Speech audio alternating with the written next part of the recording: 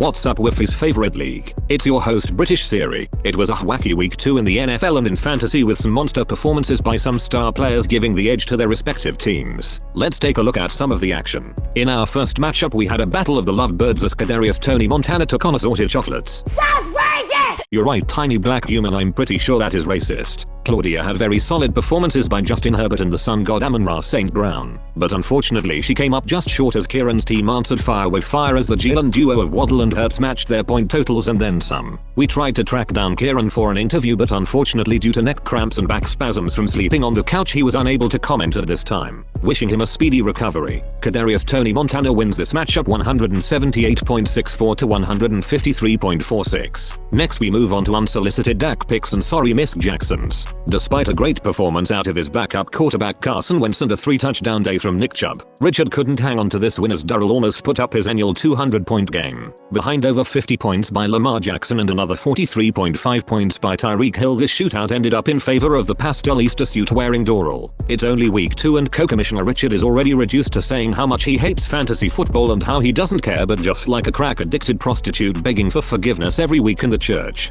He will be back next Sunday. Sorry Miss Jacksons gets an impressive victory with a final score of 189.42 to 167.4. Next we had two winless teams going head to head battling for their first dub of the season as reigning champ Wake Up Mr. West took on fourth down syndrome. To call this matchup ugly would be an understatement as both teams had plenty of players underperformed from their expected projections. However, wins are wins, and on the back of solid showings by Curtis Samuel and Mark Andrews, David was able to put himself in a great position to steal a victory. After a couple of clutch field goals by Tyler Bass he secured the win before the Monday night game was finished. Ashton will be feeling the sting of this loss for a while as several of his bench players outscored his starters and could have gave him the victory. Wake Up Mr. West gets the first win of his championship defending season with a score of 125.14 to 121.76. Now let's take a look at the battle of the top two teams coming out of week 1 as father takes on son when Team Dad Bod faced off against Mordecai and the Rigby's. After putting up the highest point total in week 1, Papa Duncan came into this week knowing it would take another repeat performance to take down Caleb. Unfortunately, apparently his team didn't know that as he posted the second lowest point total of the week. Once again for Caleb it was the Josh Allen and Stephon Diggs show as the Buffalo Bills duo combined for almost 84 points alone and awarded Caleb with another victory in the biggest blowout of the week. Age did not come before beauty in this one as Mordecai and Rigby smoked Team Dad Bod 180.18 to 116.58.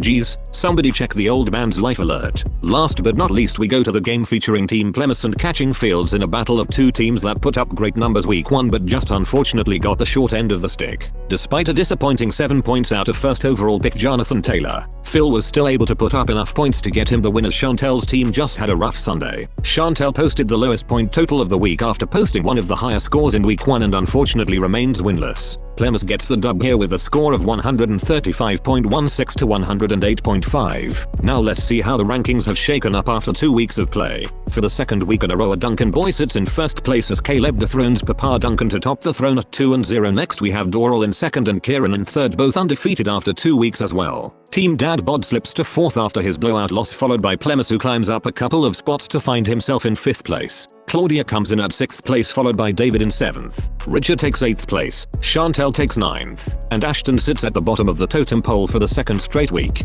Don't worry Ashton, there's literally nowhere to go from here but up. What did that blue fish in that movie say? Just keep swimming. Now let's preview all the matchups in week 3. First we've got a battle of undefeated teams as Kadarius Tony Montana squares off against sorry Miss Jacksons. After dropping over 200 on Kieran last year, Doral looks to repeat the same feat this year, but Kieran looks to remain unbeaten since he kinda likes not being the laughing stock of the entire fantasy league. Should be a solid matchup next weekend. Next we have unsolicited Dak picks taking on Wake Up Mr. West. Richard has been outspoken in his dislike of the shit talking by reigning champ David and he gets a great opportunity to shut him up this weekend. However, I can only imagine the memes and sly comments that will be blowing up the chat if David hands Richard his third straight loss to open the season. Regardless, this should be a fun one. Team Fourth Down Syndrome takes on Assorted Chocolates. That's still a racist name by the way, as Claudia looks to bounce back after her first loss. Ashton looks to finally get in the win column, but unfortunately the power of Spanish prayer is real and Ashton will have his work cut out for him in this week's matchup. Can he escape the 0-3 start? Next we have first place Mordecai and the Rigby's taking on Catching Fields. Caleb's point totals have increased from week 1 to week 2 as Chantel's has decreased in the same time period. She'll need to bring her all and have everybody firing on all cylinders if she looks to hand the young league leader his first loss of the season.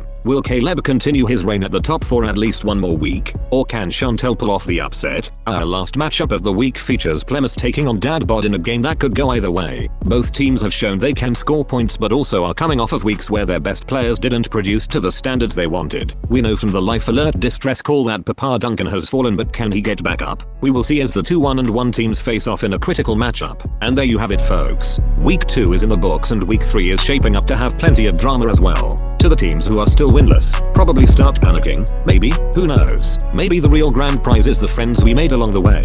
I hope everyone has a safe week and looking forward to seeing you all next week. Once again, this is British Siri, signing off.